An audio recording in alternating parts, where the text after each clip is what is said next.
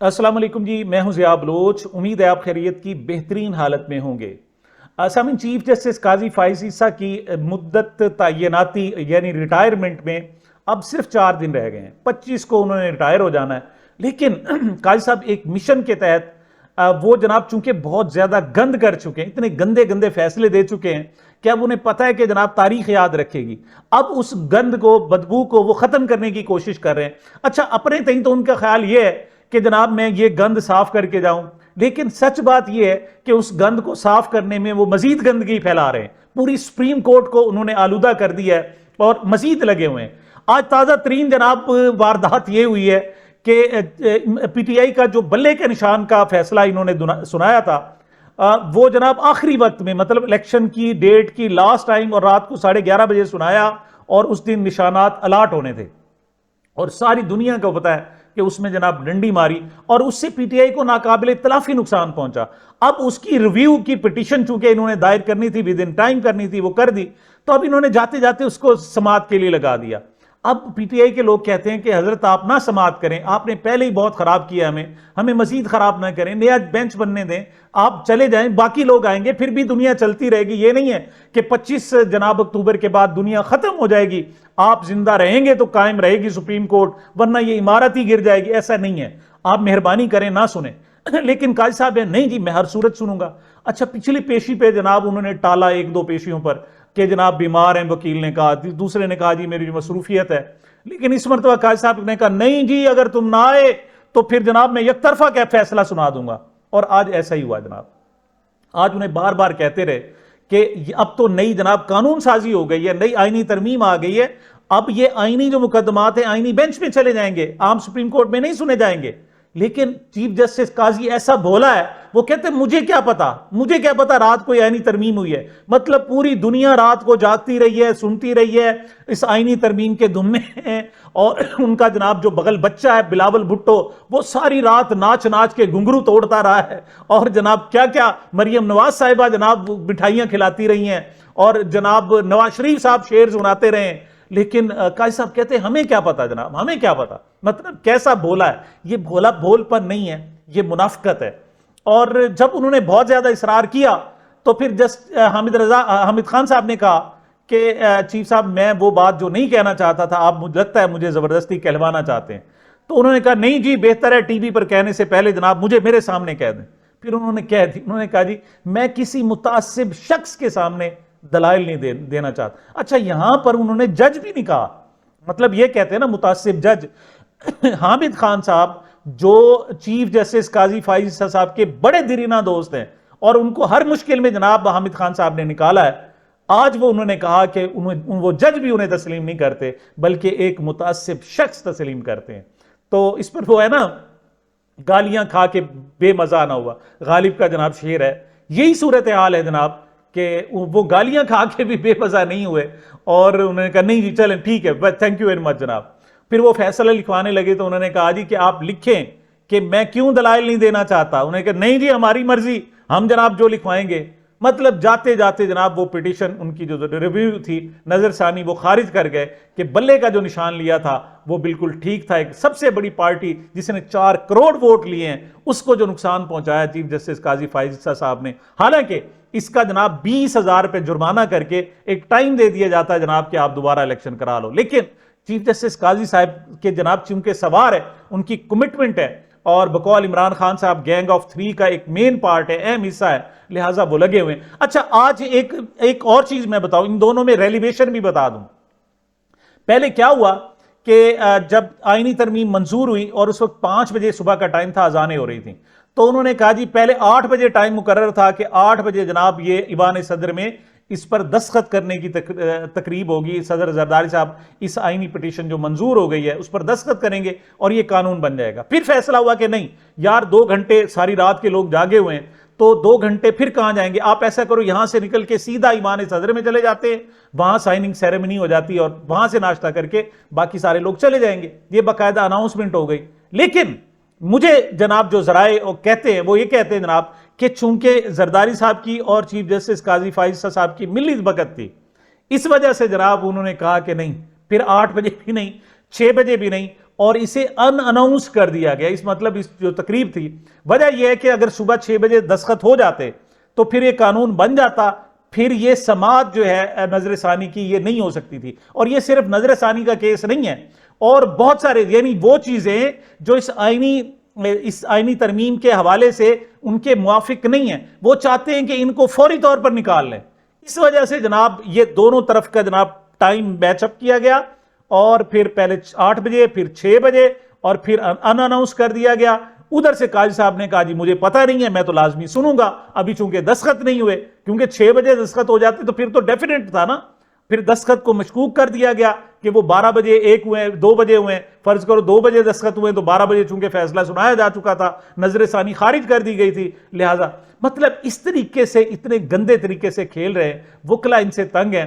ان کی جناب جسے کہتے ہیں نا پیرنٹ بار, آبائی بار, بلوچستان بار کونسل, اس نے جناب 25 اکتوبر کو یوم نجات کا اعلان کیا ہے. علی احمد کرد نے کہا ہے جناب کہ جو جتنا شرمندہ جتنا ذلیل بلوچستان کو اس شخص نے کیا ہے, اب تو اسے جج کہتے ہوئے بھی لوگ جج بھی نہیں کہتے, شخص کہتے ہیں, یعنی اس شخص چیف جسٹس قاضی فائز عیسیٰ نے جتنا بلوچستان کو شرمندہ کیا ہے, وہاں کے عوام کو, وہاں کی بار کو شرمندہ کیا ہے, شاید ہی کچھ کیا ہو. بہرحال انہوں نے جناب اس پر 25 جولائی کو باقاعدہ احتجاج کا اعلان کر دیا. میں 1-2 خبریں اور دوں جناب.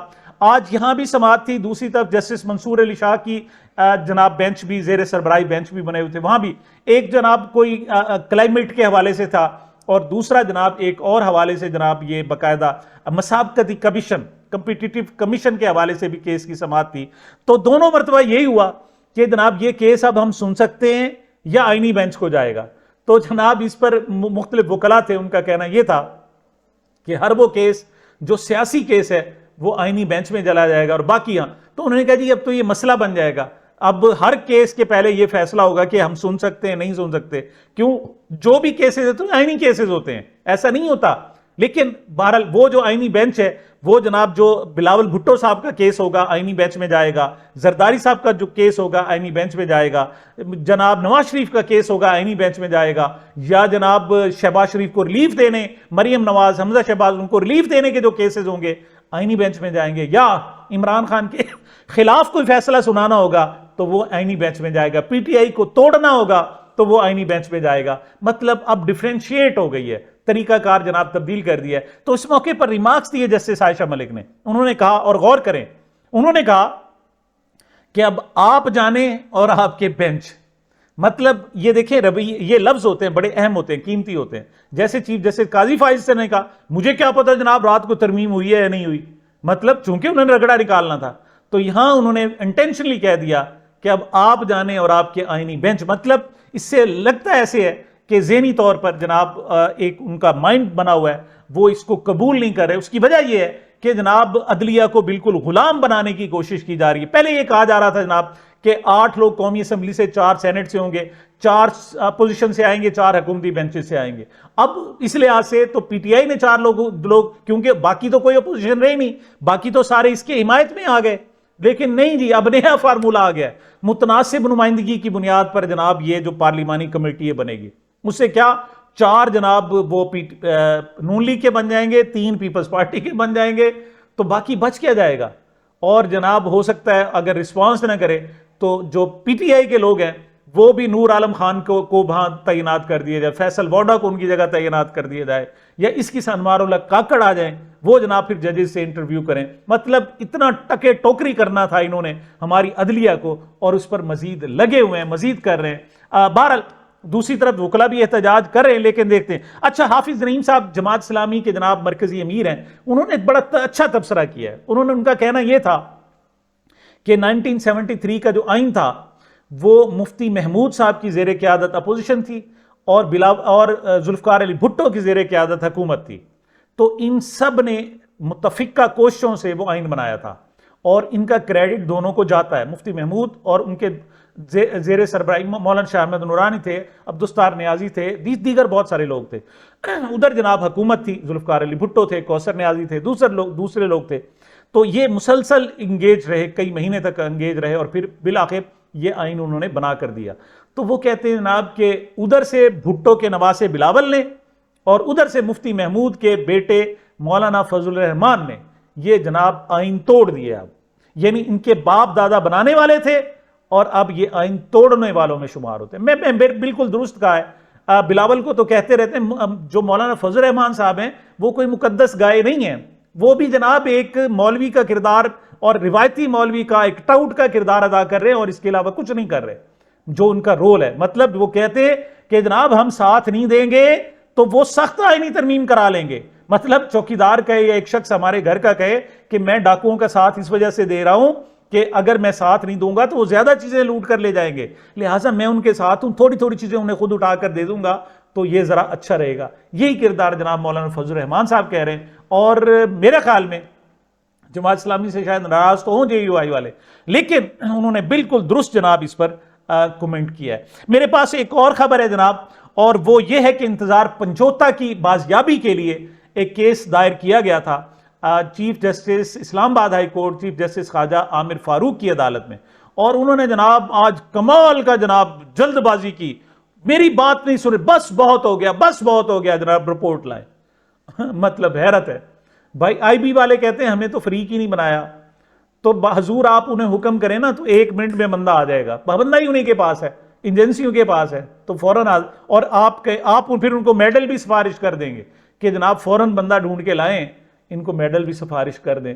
وہاں بھی نورا کشتی جناب عجیب سی ہو رہی ہے۔ دوسری طرف جناب عمران خان صاحب کے ذاتی معالج کے حوالے سے ایک کیس دائر کیا گیا، وہ بھی اسلام آباد ہائی کورٹ میں، کہ ان کو ہر 15 روز بعد ان کے معائنے کی اجازت دی جائے۔ اس میں جناب ڈاکٹر عاصم یونس ہیں، فیصل سلطان ہیں اور ڈاکٹر سمینہ نیازی ہیں، 3 ڈاکٹرز ہیں۔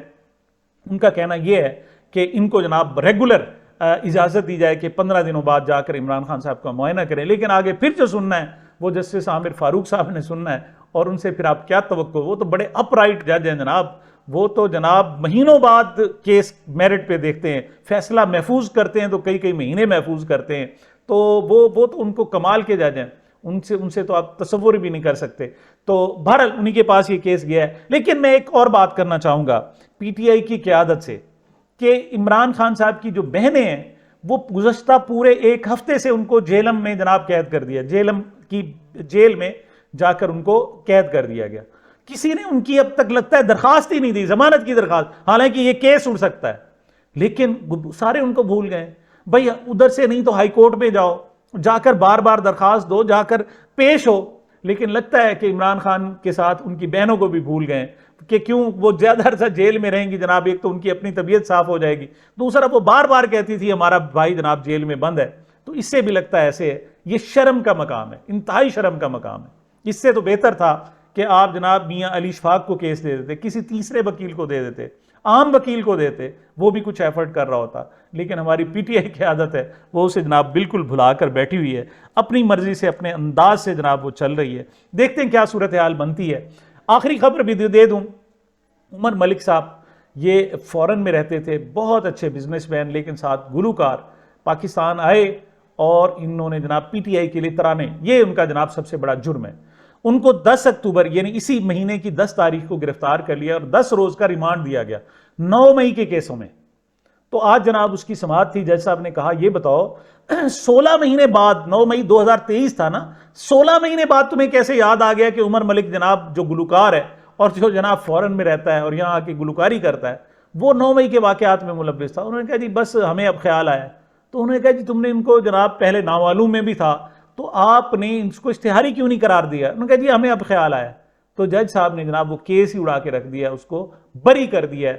اچھی بات ہے۔ یہ نوجوان ایسا تھا کہ جسے کہتے ہیں نا بیل مجھے مار، اسے پتا تھا یہاں آ کے اس کے خلاف کارروائی ہو سکتی ہے، لیکن اس کے باوجود پاکستان آیا۔ لیکن مہوم سی ایک ہلکی سی امید پیدا ہوئی کہ نہیں، ابھی بھی کچھ جناب ہماری عدالتیں زندہ ہیں، ان میں کچھ نہ کچھ سانس، کچھ نہ کچھ رمق باقی ہے جہاں سے انصاف کی امید کی جا سکتی ہے۔ سامعین، یہ میری اب تک کی گزارشات تھی۔ مجھے اپنے اس چینل کو اپنی محبتوں اور دعاؤں میں یاد رکھیے گا۔ ملتے ہیں چھوٹے سے وقفے کے بعد۔